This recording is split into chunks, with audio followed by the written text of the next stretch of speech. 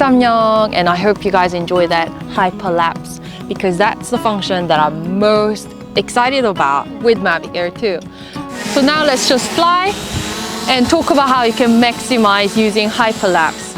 7 ways to maximize 8K hyperlapse with DJI MAVIC Air 2. So first tip is using one battery for the entire time lapse. That will get you decent sort of 6 to 7 seconds, maybe even 10 seconds, although I haven't yet quite reached 10 seconds. But the second most important tip is choosing the right weather.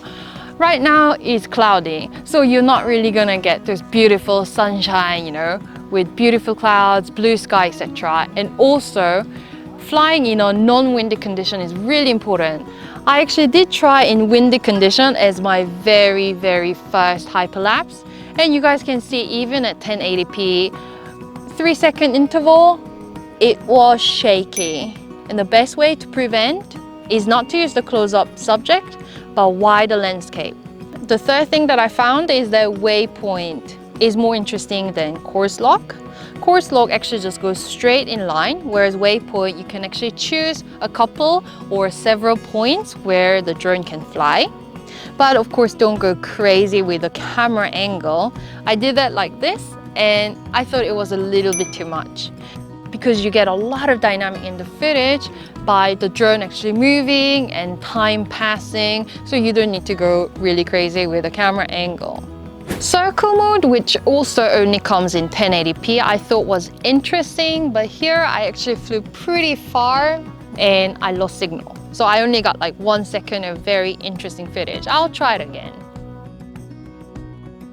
And talking about 1080p option, it has interval of 2 seconds, but 8K, and there's no 4K, but 8K, the minimal interval is 6 seconds. So it can actually look a bit choppy, especially if you use auto. And if you do want to use manual, you need to use an ND filter. For me, I did try using ND filter, but I didn't actually get any sort of long enough footage for me to really see. But the wave looked a bit smoother than what it did with cars in my other auto hyperlapse. So 8K footage cannot be downloaded to my mobile phone, which is really annoying.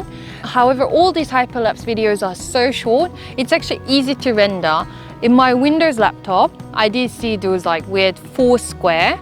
However, if I go into my video editor, which is PowerDirector 16, that was actually released 3 years ago, it processed the video completely fine, and I was able to render at 4K, which then was easy to process later on. But for next update, can we please have 4K hyperlapse? That would be super. And I always find bright color really nice. So choosing the sunny day really helps. Even if you don't get the really nice color exposure and so on, and because these hyperlapses are not filmed in HDR, you can actually pop back the color using whatever video software that you have. I'm using 3-year-old video software that's pretty basic, and you can pop back the color like you see now. And the 7th tip is actually you can reverse, which conserves the battery. The aircraft is heading to the first waypoint. However, I haven't tried, so I'm not gonna go in that much detail, but I will show you in my other videos coming up soon.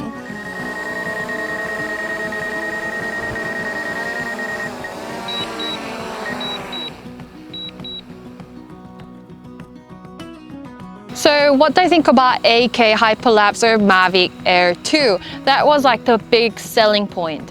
For me, I'm coming from Mavic Mini, Mavic Air 1, so I'm actually really quite happy with the result.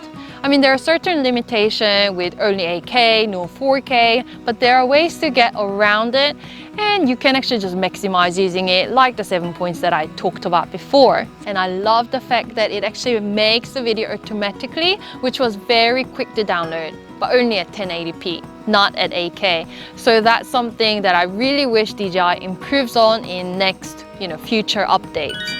And I didn't see any save the hyperlapse photo option, and it was rather shaky in windy conditions, so I'm not entirely sure how happy professionals would feel.